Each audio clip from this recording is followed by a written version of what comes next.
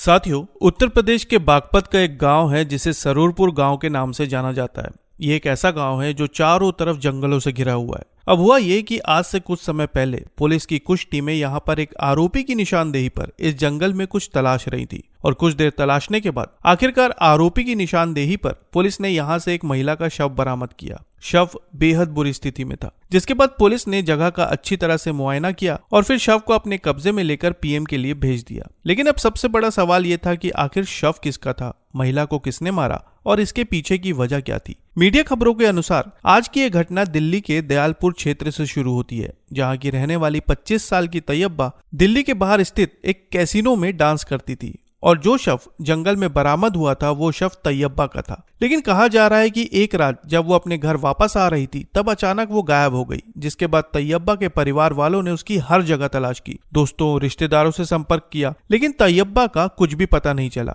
और फिर 21 नवंबर को तैयबा के परिवार वालों ने दयालपुर पुलिस थाने में उसकी गुमशुदगी की रिपोर्ट दर्ज करवाई। खबरों के मुताबिक इस मामले में तैयबा की मां का यह कहना था कि शायद उनकी बेटी को किसी ने अगवा किया है, जिसके बाद पुलिस ने तत्काल तैयबा की तलाश शुरू कर दी। तैयबा की तलाश में पुलिस ने कई सीसीटीवी फुटेज खंगाले, अपने मुखबिर तंत्र को एक्टिव किया, लेकिन उसका कुछ भी पता नहीं चला। अब लगातार पुलिस तैयबा की तलाश में जुटी हुई थी। ढेरों सीसीटीवी फुटेज खंगाले जा रहे थे और फिर कुछ सीसीटीवी फुटेज में तैयबा के साथ एक व्यक्ति दिखाई दिया और वो व्यक्ति कोई और नहीं बल्कि तैयबा का पति फैजल था। इसके अलावा कुछ और ऐसी जानकारियां पुलिस के हाथ लगी जिसकी वजह से उनका शक सीधा तैयबा के पति फैजल पर गया और फिर शक के आधार पर पुलिस ने फैजल को हिरासत में लिया और उससे पूछताछ शुरू की। शुरुआती पूछताछ में वो लगातार पुलिस को गुमराह करता रहा, लेकिन उसके बाद जब पुलिस ने सख्ती से पूछताछ शुरू की तब आखिरकार उसने एक ऐसा खौफनाक सच बयां किया जो किसी के भी होश उड़ा सकता है। खबरों के अनुसार ये बात सामने आई कि तैयबा दिल्ली के चांदबाग थाना दयालपुर क्षेत्र की रहने वाली थी।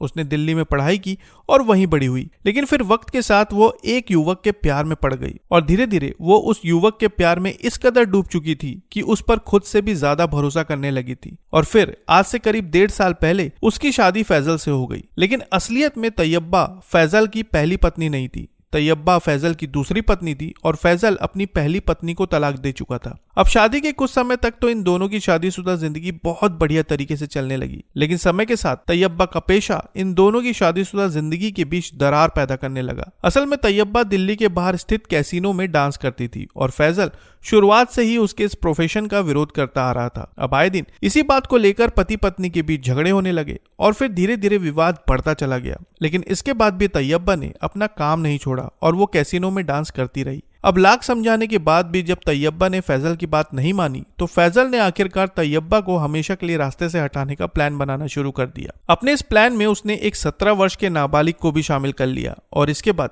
20 नवंबर को जब फैजल और तैयबा दोनों घर की तरफ लौट रहे थे तब गाड़ी के अंदर वो नाबालिग भी मौजूद था। कहा जा रहा है कि रास्ते में उसी नाबालिग ने अचानक तैयबा पर हमला कर दिया, जिसकी वजह से उसकी सांसें थम गई। फिर इस घटना को अंजाम देने के बाद ये लोग दिल्ली से सटे बागपत के सरूरपुर गांव की तरफ चले गए और रात के अंधेरे में हाईवे किनारे जंगल में शव को फेंककर फरार हो गए। कहा जा रहा है कि तैयबा की गुमशुदगी के बाद दिल्ली पुलिस ने फैजल से पूछताछ की थी। शुरुआत में वो पुलिस को भ्रमित कर रहा था, लेकिन फिर सख्ती से पूछताछ करने पर उसने सारा सच कबूल कर लिया। खबरों के मुताबिक कहा जा रहा है कि फैजल असल में अपनी पत्नी के कैसीनो में डांस करने की वजह से गुस्से में था। वो उसे कई बार इस काम को छोड़ने के लिए कह चुका था, लेकिन जब वो नहीं मानी तब उसने गुस्से में आकर उसे हमेशा के लिए रास्ते से हटाने का प्लान बना लिया। इस खुलासे के बाद पुलिस ने आरोपी की निशानदेही पर जंगल से शव को बरामद कर लिया है। साथ ही फैजल के खिलाफ संबंधित धाराओं के तहत मुकदमा दर्ज करके उसे न्यायिक हिरासत में भेज दिया गया है। तो साथियों, ये था उत्तर प्रदेश के बागपत का वो मामला जिसने हर किसी को चौंका कर रख दिया। आप इस पूरे मामले पर क्या कहना चाहेंगे कमेंट बॉक्स में जरूर बताएं और नई खबरों के लिए चैनल को सब्सक्राइब करना ना भूलें। तो फिर मिलते हैं साथियों बिल्कुल एक नई खबर के साथ।